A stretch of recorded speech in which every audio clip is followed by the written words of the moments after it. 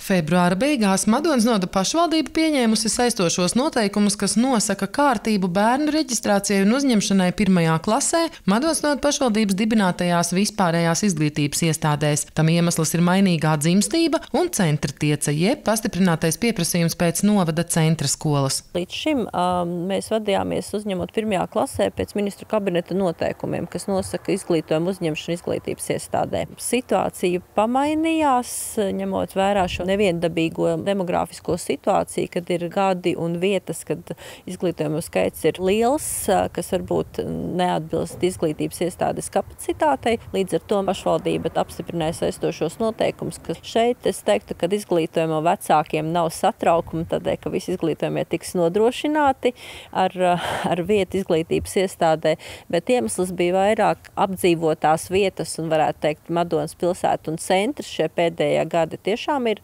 ar labu dzimstību, kādu gribētos visu laiku, bet diemžēl tas tā nav, un šie daži gadi komplektējās ar lielāku klašu skaitu nekā dotajā brīdī ir iespējams nodrošināt. Līdz ar to noteikti kritēriji, pēc kuriem turpmāk izvērtēs pirmklasnieku uzņemšanu izglītības iestādē, un kā jaušams visu aktuālāk tas būs tieši Madonas pilsētas vidusskolas kontekstā. Protams, par pamatu ir deklarētā dzīves vieta, bet šobrīd arī šie kritēriji ir tātad, ja izglītojamais bārenis bez vecāku aizgādības palikušais bērns, tāpat arī, ja izglītojamais ir jau tātad arī Madonā kādā no pirmskolas izglītības iestādēm bijis, tāpat, ja arī brālis vai māsa jau mācās, un vēl citi noteiktie kritēriji, kas tad arī būs par pamatu, kādēļ varbūt arī pretendēt uz šo apmācības vietu tieši Madonas pilsētā. Protams, šī centra tiece pastāv un ģimenēm un vecākiem ir iespējas, bet mēs kā dibinātājs cenšamies salāgot šobrīd šīs iespējas ar pieprasījumu.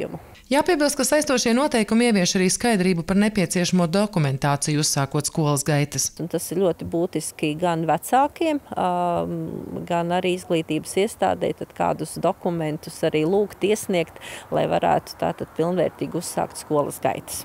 Lai arī pirmklasnieku skolas gaitām var pieteikt līdz septembrim, aktīvākie vecāki to jau ir izdarījuši. Pieteikšanās ir sākusies, un šobrīd tas pirmais posms ir noteikts arī līdz 15. maijam, un pēc 15. maija tad arī būs redzami šie pirmās prognozes, kādas varētu izskatīties klašu komplekti, bet tas nenozīmē, ka vecāki nevarēs pieteikties, jo mūsu dzīvēs ir dažādi procesi, varbūt mēs mainām dzīves vietu vai mūsu izvēles ir nedaudz jāpamaina un līdz ar to līdz pat 1. septembrim jau uzsākot mācību gadu šis process notiek, bet man gan gribētos tomēr izmantot iespēju un aicināt vecākus izvēlēties laicīgi, jo pēdējo gadu tendences rāda, ka mums patīk atlikt visus uz pēdējo brīdi, bet tas nav īsti varbūt tas vēlamais attiecīgi gan domājot varbūt no pašiem no ģimenes, tātad izlemt un tikt skaidrībā,